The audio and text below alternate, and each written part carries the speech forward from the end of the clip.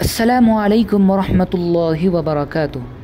جامعہ عربیہ قاسم العلوم اودگیر میں 55 طلباء کے ناظرہ قرآن کا آغاز۔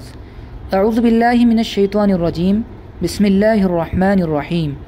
وَلَقَدْ يَسَّرْنَا الْقُرْآنَ لِلذِّكْرِ فَهَلْ مِن مُدَّكِرٍ۔ صدق اللہ العظیم۔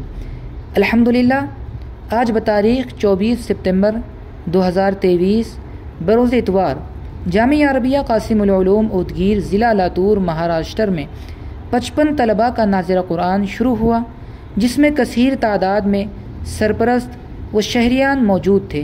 جامعہ کی جانب سے تمام طلباء اور ان کے اساتذہ کی حوصلہ افزائی کے لیے گل پوشی کی گئی۔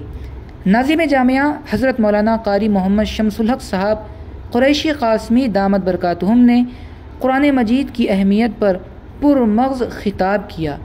نائب محتمم جامعہ حضرت مولانا اعجاز الحق صاحب قریشی قاسمی دامت برکاتہم نے طلباء کی رسم اجرائی فرمائی۔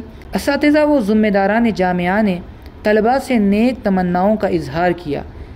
محتمم جامعہ حضرت مولانا مفتی ابرار الحق صاحب قریشی قاسمی کی رقت آمیز دعا پر مجلس کا اختتام عمل میں آئے گا۔